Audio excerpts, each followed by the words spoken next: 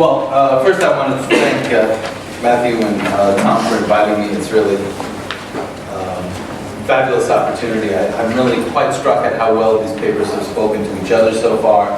I'm also slightly disturbed, as one always is, to be sandwiched between Rob Sampson and Jacob Bigdor, because they just about said everything I was planning to say, except they've got data. And I have sort of like vague ethnographic impressions. I didn't even bring a PowerPoint this time, because I thought, you know, we'll talk like a person. And then they come up and make this. But I wanted to say a few things about, well, I guess if I have an overall point, it's that history counts. It maybe strikes me as a very important lesson from this morning's sessions. Right? Immigration is a national issue in the United States. The policies that we have about it are set nationally, but it's experienced locally. And history counts a great deal in terms of the structures of perception, the context of perception, the way immigrant communities are structured. To very badly paraphrase Tolstoy, all immigrant receiving communities are unhappy in different ways at the moment. Although I think I take Rob's point that in the last 4 or 5 years we've become a little happier with immigration. But we're all, contrary to Tolstoy, unhappy in our own ways too. The contexts are very highly local and they're often very historical. And I think that in looking at New York, the city that I've studied for the most part, one of the most interesting notes is the way in which generally, and I don't want to exaggerate this too much, but a more pro-immigrant policy that has emerged in New York, which has to do with kind of both a reality, and I think Jacob has done absolutely fabulous work on this, which shows that immigration has been a key contributing factor, certainly not the only factor, but an important factor in the revitalization and the way the city has changed since the 1970s. But also, you had, unlike many other parts of the United States, a political, cultural infrastructure that was very willing to hear that message, okay, and was willing to attribute that to immigration, far more so than in many other parts of the country.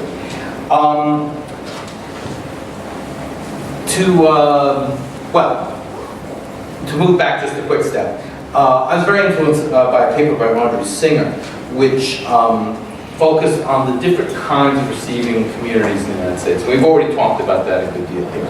But Audrey, first of all, points out that there are, as we all know, and we certainly know from this morning, there's been a great deal of attention given to the new destinations. And the new destinations actually, no matter how they're calculated, very often small town suburbs, but also large cities like Nashville, which we heard about earlier, sometimes considered one, some other, Las Vegas. They tend to be, they account at this point for a relatively small portion of the immigrant population in the United States, but they're extremely important symbolically, in part because the transition that's going on there has been so fast, and so staggeringly fast. Because in many cases, there are places where the institutional infrastructure is not particularly well set up to accommodate immigration, and that there really is not a problem that anyone, or an issue that anyone thought they were dealing with. They tend to have a much higher portion of undocumented immigrants, which is something I hope to get back to in a second, because I think that that ends up playing an important role. They tend to have very recent arrivals, and in many cases, the immigrants that come to the new destinations are predominantly, or sometimes overwhelmingly, of one group, particularly in small towns. And as a result, the immigrant native sentiment tends to be grafted onto a kind of racialization quite easily. You know, the us, them, you know, white natives, usually Mexican or Central American immigrants, or in some cases, particularly in the South, white and black natives. You know, Helen Marowitz does great work on this, Mexican immigrants, which ends up with a kind of a tripartite question. And a lot of what goes on in these places has to do with how earlier racial accommodations, particularly in the South, were made. You know, what the post-civil rights movement result of local political structure were and how that ends up being incorporated. And that's the new destination. You also have some old destinations that haven't received a whole lot of immigrants in a long time. You know, Detroit. You know, until recently, I might have said Philadelphia. Certainly St. Louis. Big cities, some of the small cities at the outer edge of metro areas we were talking about this morning, like Bridgeport or Passaic. Okay? These are places in which, until relatively recently, populations were in decline. Okay? And in cases where it's still in decline. And therefore, you would think are quite inauspicious places for newcomers to come. You know, there are places where the economy is largely declining. At the same time, there are also places that have a history of immigration. And I think we haven't got enough studies yet in terms of how that history does or doesn't affect the present situation. You know, are there institutions in some of these places, I think it'll vary from place to place, that are actually playing a role in terms of incorporating people. My guess, and this is based on absolutely no evidence, but I will get the evidence, I haven't got it yet, where there's a good Catholic Church structure, that probably ends up being kind of on the positive side of incorporating things. If it turns out that the old-time immigrants were not Catholics, but say Lutherans, you got a problem, okay? Because there's not going to be those kind of connections. So I think that there may be a lot of individual details depending on where you're actually talking about. There are, of course, also places, the big destinations of since post-1960, places like Los Angeles. Places like Miami. Now, interestingly, it's funny to talk about Los Angeles as a relatively recent destination. First of all, we're getting huge numbers of immigrants in the 1950s. But secondly, of course, it's always been a multicultural city. It always had some immigrants. The first big immigrant problem was when all those English-speaking Anglo-Saxons showed up and tried to change the language people were speaking in a formerly Mexican town. So the history's there. But on the other hand, the history tends to get forgotten. You know, there is kind of a sense when people talk about immigration in LA that the world changed in the 60s. And the 60s is really important, even though there was, of course, a Mexican-American community always there before that, because it means that 60s racial politics shaped the way in which new immigrants got involved. Okay, so in some ways, George Sanchez once asked me at one of these conferences, why is it that immigrants are race in Los Angeles, an ethnic group in Chicago, and transnational migrants in New York? And he was speaking specifically about Mexicans, right? You know, so, you know, and that, I think, becomes a piece of the story in some ways, that context of specifically racial civil rights era confrontation is really important. New York is an example of the continuing destinations, to use Singer's phrase. And as would be Chicago, as would be San Francisco, as would be Boston, though it's slightly lower numbers, places that have been getting immigrants pretty steadily for a really long time. Some stops and starts, obviously, okay, but that the replenishment has been fairly common. And I would, and here I'm being perhaps municipally, the Chamber of Commerce doesn't give me money for saying stuff like this, but here's in my municipal booster moment. One of the reasons I think that continuing destinations tend to be a little more immigrant-friendly and immigrant-savvy, don't have the really kind of, because if you think about the really hostile anti-immigrant politics today, and certainly 5 or 6 years ago, an awful lot of that was coming from the new destinations. Right? And you think about places where the constitutionally dubious attempts to try to get localities into the immigration governing business, right? Arizona, Alabama, some of the other southern states, a lot of that stuff is happening in places where immigration was a really new phenomenon. And again, a very large portion of the immigrants were both very recent and undocumented. Okay? When you have a continuing destination in which there are relatively few periods where you didn't have high levels of immigration, a couple of interesting things happen. Number one, the immigrants almost inevitably are more diverse. Right? It can't just be one group because you've had groups after. So immigration doesn't end up grafting onto race. Okay, about 40% of New York City's population are foreign-born, but it's interesting, 27% of the white population is foreign-born. Okay, around 35% of the black population is foreign-born. Okay. If you add up the black immigrants and their minor children, their children under age 18, the children living in their households, it's the majority of the black population. Okay. So, in some ways, you don't get the black, Latin, white, black, you know, those kind of heavily racialized divisions don't end up applying. The immigrants become extremely diverse in terms of number of languages spoken. I think in the paper, and I'm having problems with the glasses prescription, so you're going to have to look at the... Forgive me as I kind of look out to get the exact numbers here. But yes, the New York City public schools at the moment are translating by statute all things that go to parents are translated into 9 languages, okay, which are Arabic, Bengali, Chinese, French, Haitian Creole. Why Haitian Creole and French are different is a very complicated story. Korean, Russian, Spanish, and Urdu. Okay, that only accounts to 95%, however. If you speak a language other than that, the other 5%, you have to call a number, it says it on the bottom of the form, in English, they'll do a whole lot of good. And then they have got translators for 140 other languages, which for reasons I can't figure out, include both Yiddish and Gaelic. Which has something to do with the Me Too-ism of ethnic politics, right? They're gonna get it, we're gonna get it. But I think that this is one of the things, okay, so I think it's true that immigration is widely, put it this way. New York, and I think you could generalize to the other continuing destinations, has in some ways institutional infrastructure, some of which are governmental. The school system thinks incorporating kids, into English and the 150,000, what they call ELL, English language learners in the system. And people say, okay, that's a big number, but there's over 1 million kids in the system. It's not that big. New York's big.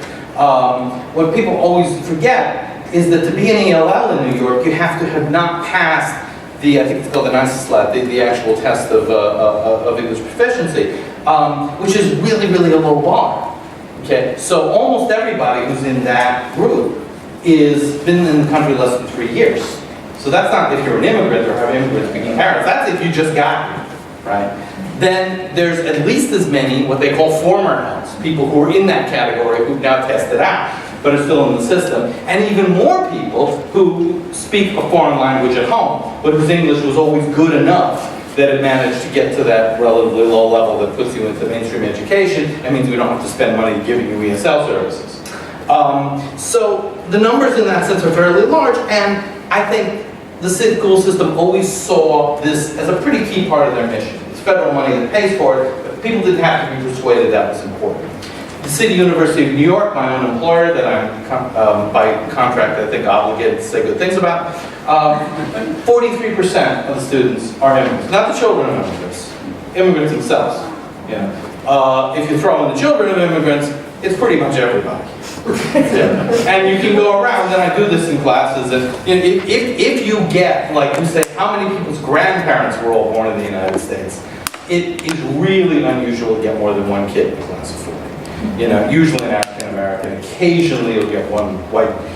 Or the other thing you occasionally get is an actor from the Midwest. Whose parents won't pay for them to live in New York in their apartment unless they're allegedly going to college. But they only show up on the first day. So. I think it's also true that in many of the continuing destinations, and also to some extent some of the new destinations like in the South, it's not just that there are immigrant institutions in the public sector based on a history of experiencing immigration. There's also a fair amount of institutions based on the history of incorporating native minorities. And this is where it gets a little politically tricky, because we don't have an immigrant incorporation policy in the United States. We do have, although not nearly as much as we used to or should, something of an affirmative action policy and a civil rights structure for enforcing the rights of Native African Americans and Latinos, and quote-unquote Native Latinos. They were envisioned for long-time Mexican Americans and Puerto Ricans. Those institutions are now increasingly finding themselves to be immigrant-receiving institutions. They often did so quite by accident and with very little planning in that department. Social service agencies, branches of the City University that were in minority neighborhoods. The Medgar Evers College is overwhelming now immigrants, okay? Mostly Afro-Caribbean immigrants, okay? But the administration of Medgar Evers College, as the name implies, is very, very much civil rights dedicated, African-American political activists The Hostos College, the names tell you a lot. Overwhelmingly Puerto Rican institution when it was founded in the Bronx, which does a fabulous job of teaching a lot of folks English and getting them into, it's a 2-year college, getting them into the 4-year system, but you can scarcely find a Puerto Rican there anymore. It's mostly, although they still require Puerto Rican studies. So all of those Salvadoran, Mexican, Dominican, Vietnamese, came here kids learn the history of Puerto Rico as part of their social science program, as a learning aid. We have an institutional structure that remains with them. And this is not just true in the public sector, it's also true in institutions like labor unions, and again, a little bit of municipal bragging, we still have labor unions. Not very big ones, not like we used to, but at least in the public sector we've got some.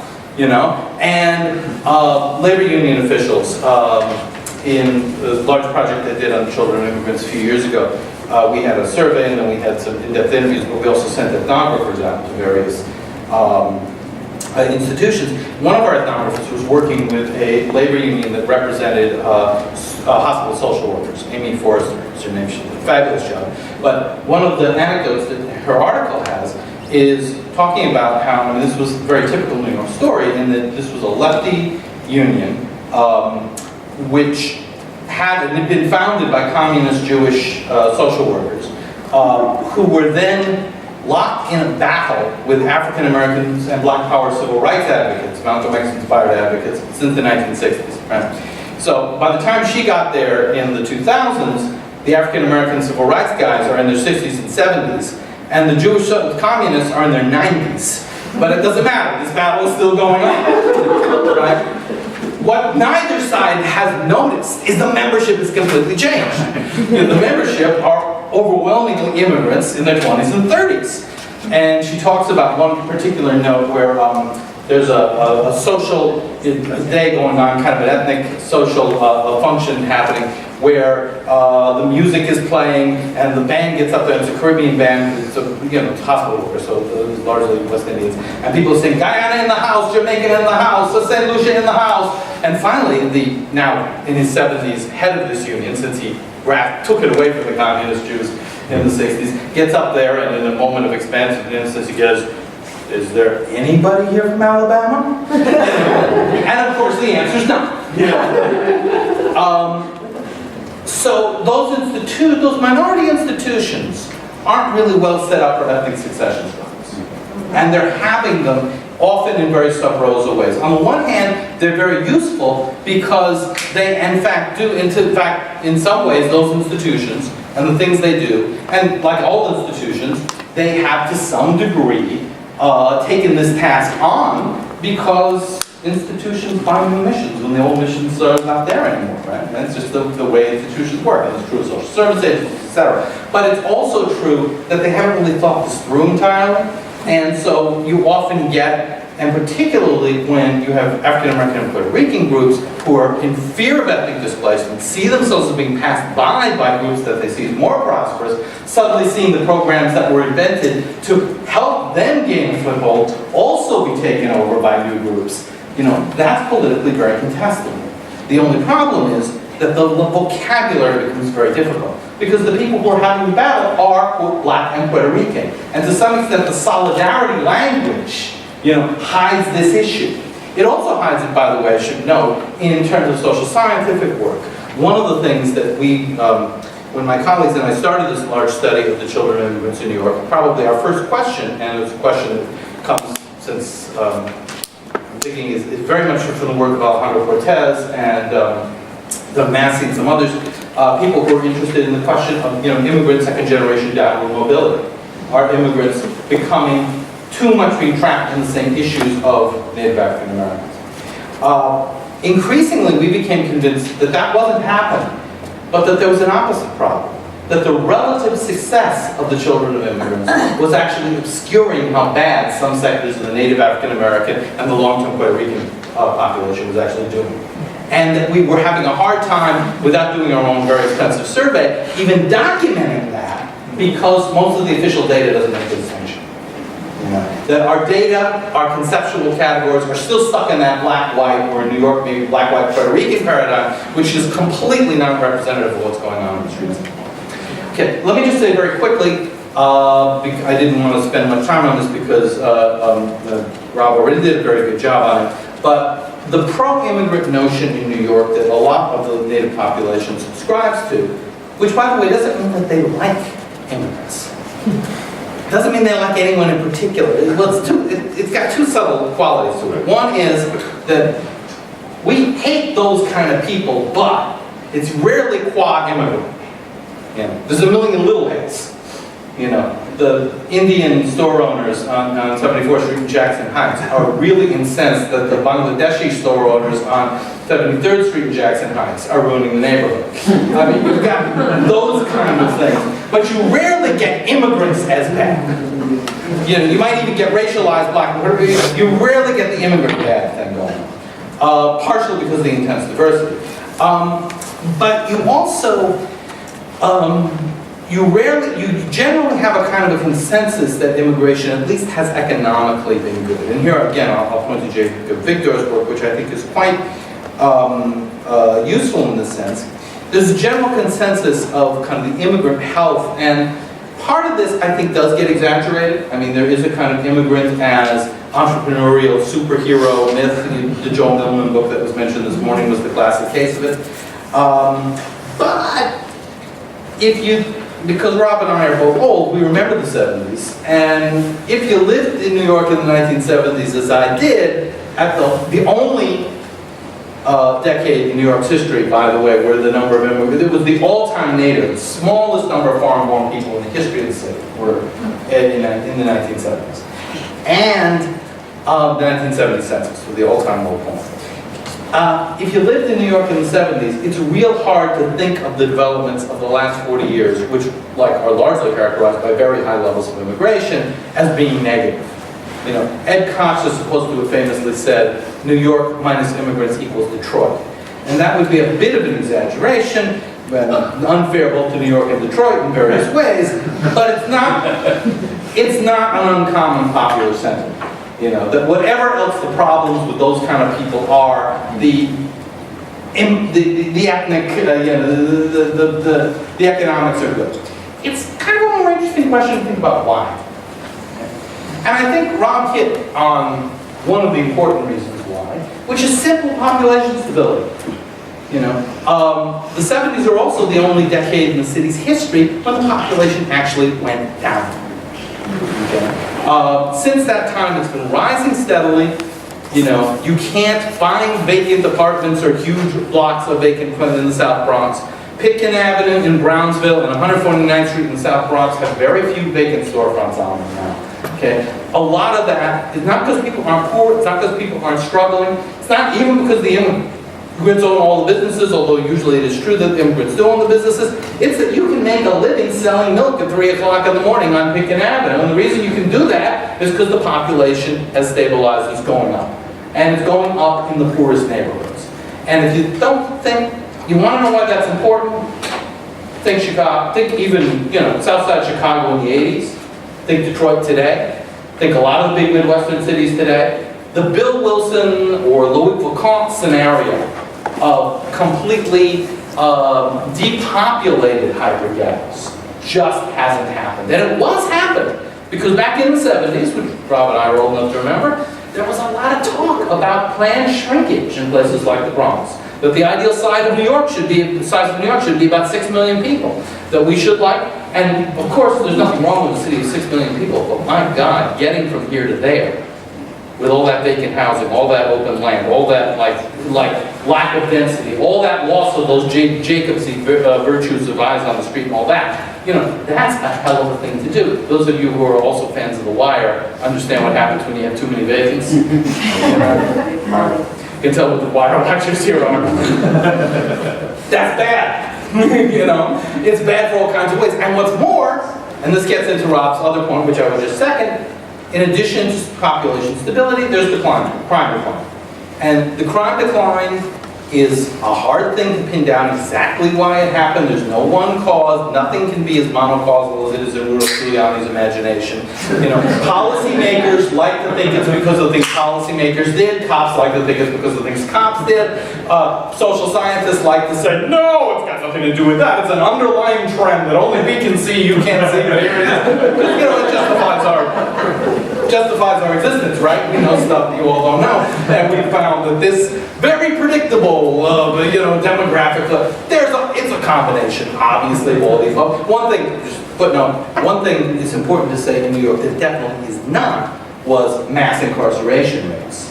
Because crime came down, you know, when the incarceration rates were also going down. And unlike almost anywhere else in the country, New York has incredibly high, disturbingly high, aggressive police arrest rates.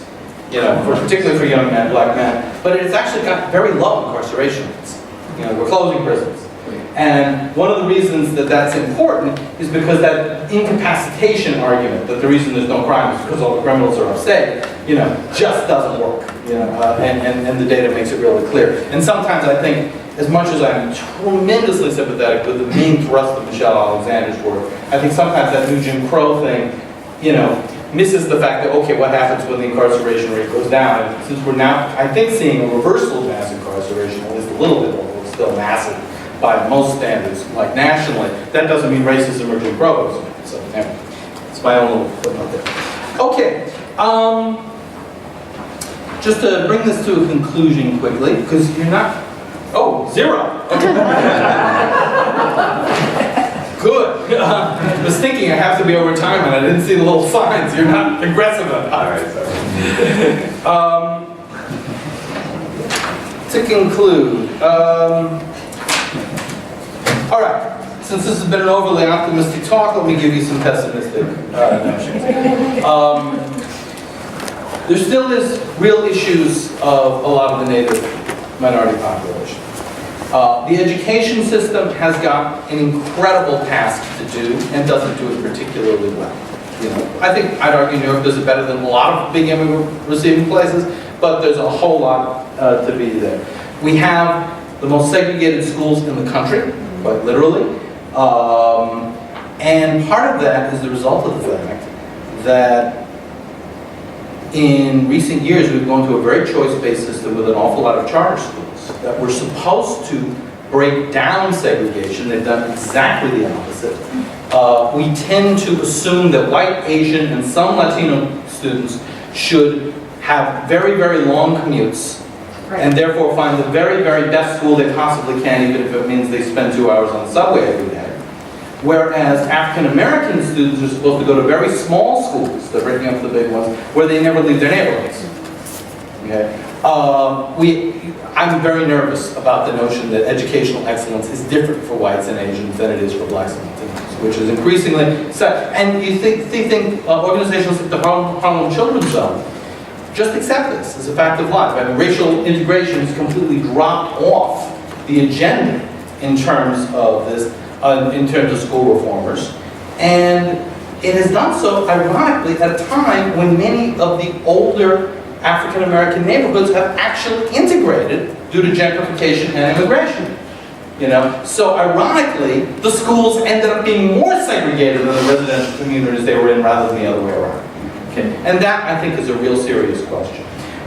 In terms of the second generation, I gotta say quickly, just because I write a lot about that, crime rates actually do seem to go up a good deal for their immigrant parents, but they don't go up. They get to about the level of native whites, you know, and not to the native levels of other groups, right? The incarceration rates are about that of native whites, which, you know, that's assimilation. What you gonna do? We get arrested a lot. This is us, you know. I mean, you know, you can't have some of it, not others. Anyway, I think in general, we're facing a moment in which New York tends to place a great value, as I think the nation increasingly does, on diversity. We place less of a value on racial justice. I think those two things are increasingly coming into conflict. We often solve the first while claiming we're solving the second. You know, when the report that said New York had the most segregated schools in the country came out, the spokesman for the Department of Ed said, but we love our diverse students. And yes, we have amazing diversity. When you have 140 languages spoken, you're going to have diversity. We're still ignoring some of the most basic problems in terms of the racial divisions in the city. Thank you very much.